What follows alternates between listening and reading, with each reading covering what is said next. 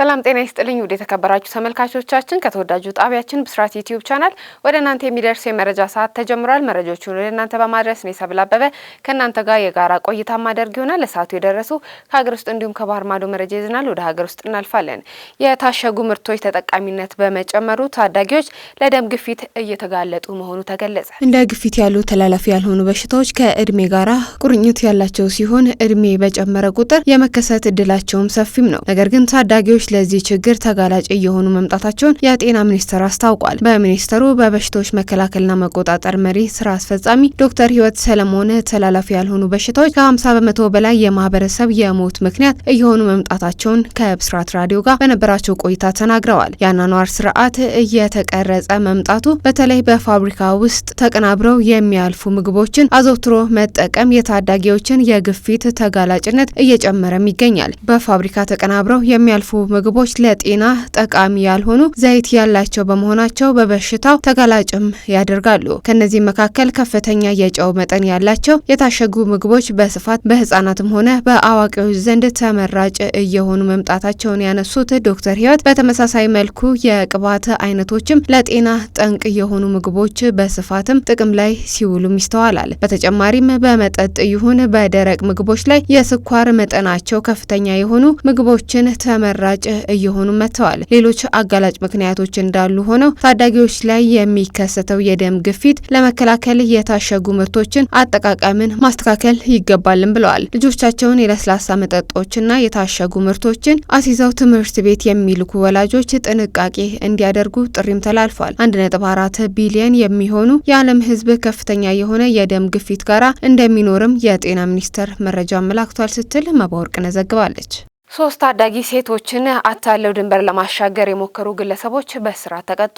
በምስራቅ ሐረርጌ ዞን በደኖ ወረዳ አማኑ ቀበሌ በህገወጥ መንገድ 3 ታዳጊዎችን ድንበር ለማሻገር የሞከሩ 2 ተከሳሾች በእስራት መቀጣታቸውን ፖሊስ አስታውቋል። የምስራቅ ሐረርጌ ዞን ፖሊስ ዋና መምሪያ የኮሙኒኬሽን ጽህፈት ቤት ኃላፊ ምክትል ኢንስፔክተር ካሴ አበበ ለብስራት ራዲዮ እንደተናገሩት ጀማል መሐመድና ቶፊቅ አብደላ የወንጀል ድርጊቱን ፈጽመዋል። ተከሳሾች ከበደኖ ወረዳ አሞማ ቀበሌ ነዋሪ የሆኑትን እድሜያቸው 11 ዓመት የሆኑ ታዳጊዎችን አታለው ከበደኖ ከተማ ወደ ድሬዳዋ ከተማ በመውሰድ አንድ ቤት እንደሸሸጓቸውም ተረጋግጧል። ታዳጊዎቹ ሳውዲ አረቢያ ስራ ተገኝቶላቸዋል በማለት በማታለል ድሬዳዋ ከተማ ከሸሸጓቸው ቤትም አውጥተው ለሌሎች ደላሎች አሳልፈው በመስጠት ለአንድ ሳምንት በእግራቸው ተጉዘው ጅቡቲ ከተማ ባዘጋጁት ድብቅ ስፍራ እንዳስቀመጧቸውም ተገልጿል። ከአንድ ቀን በኋላ ከጅቡቲ ከተማ አስወጥተው በሀር ውሃ የተባለ ስፍራ ሲደርሱ ስልክ ደውለው ከቤተሰቦቻቸው ገንዘብ እንዲያስልኩ ያስገድዷቸዋል። ይህ ሲሆን ቤተሰቦቻቸው ከተጠየቀው ገንዘብ ውጪ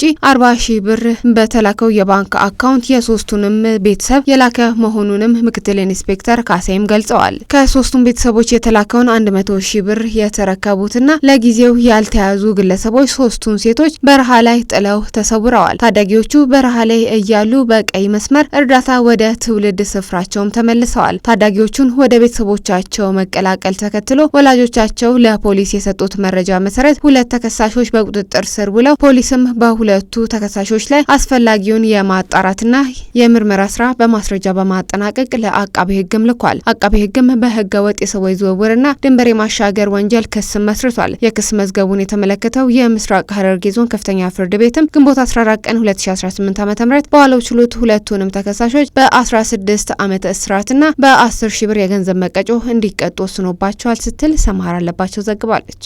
ተመልካቾቻችን ወደ ባህር ማዶ መረጃዎቻችን እናልፋለን። በፓኪስታን በባቡር ላይ ባነጣጠረ የአጥፍቶ ጠፊ ጥቃት ቢያንስ የ24 ሰዎች ህይወት አለፈ። መንገደኞች ለኢድ በዓል እየተዘጋጁ ነበር። በፓኪስታን ወታደራዊ ሰራተኞች በሚጓጓዙ ባቡር ላይ በደረሰ ፍንዳታ ቢያንስ የ20 ሰዎች ህይወት ሲያልፍ 70 ሰዎችም ቆስለዋል። ፍንዳታው የተከሰተው ባቡሩ እሁድ ጠዋት በምዕራብ ባሎቺስታን ክልል ዋና ከተማ በሆነችው በኬታ በሚገኘው በቻማን ፋንታክ ጣቢያ ሲጓዝም ነው። የባቡር ሀዲዱ ባለስልጣናት እንደተናገሩት ሞተሩ ከሀዲዱ ስቶ የተገለበጠ ሲሆን ባቡሩ ለኢድ ወደ ቤታቸው የሚመለሱትን የአገልግሎት ሰራተኞችና ቤተሰቦቻቸውን ሲያጓጉዝም ነበረ።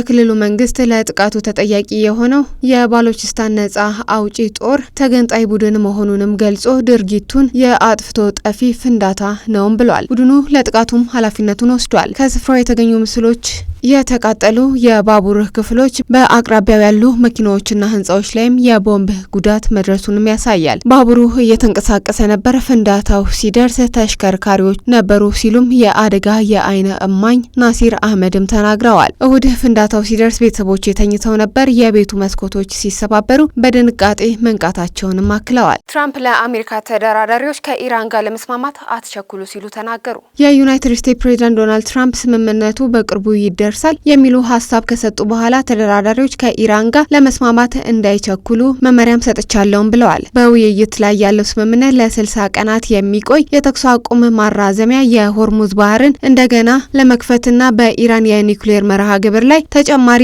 ድርድር ለማድረግ እቅድን ያካትታልን ብለዋል። ትራምፕ በማህበራዊ ሚዲያ ላይ ባሰፈሩት ጽሁፍ ገንቢ ንግግርን እየተካሄደ ቢሆንም ሁለቱም ወገኖች ጊዜያቸውን ወስደው በትክክል ማግኘት ያለባቸውን ማድረግ አለባቸውም ብለዋል። ቅዳሜ ዕለት ትራምፕ ስምምነት ላይ ለመቅረብ ተዳርሰናል ማለታቸውም ይታወሳል። የኢራን ባለስልጣናትም ከትራምፕ ጋር ተመሳሳይ መልእክትንም አስተላልፈዋል። የውጭ ጉዳይ ሚኒስተር ቃል አቀባይ ኢስማኤል ባጋር ሁለት ወገኖች ስምምነት ላይ ለመድረስ በጣም ቅርብና በጣም ሩቅ ናቸውም ብለዋል። የአሜሪካ መገናኛ ብዙኃን እንደዘገቡት ይህ ስምምነት የመጨረሻ እልባት አለመሆኑንና በምትኩ አንዳንድ አሳሳቢ ጉዳዮች ላይ ድርድር እንዲደረግም ያስችላል። የኢራን ማዕቀብ እፎይታ ስፋትና ጊዜ፣ የታገደው የኢራን ገንዘብ መለቀቅና የዋሽንግተን የኢራን የኒውክሌር ምኞቷን እንድትገድብም ይጠይቃል። ተመልካቾቻችን እስካሁን ስትከታተሉት የነበረው ከተወዳጁ ጣቢያችን ብስራት ዩቲዩብ ቻናል ወደ እናንተ ሲደርስ የነበረው የመረጃ ሰዓታችንን ነው። መረጃዎቹን ወደ እናንተ በማድረስ እኔ ሰብል አበበ ከእናንተ ጋር የጋራ ቆይታ አድርጌ ነበር። መልካም ቆይታ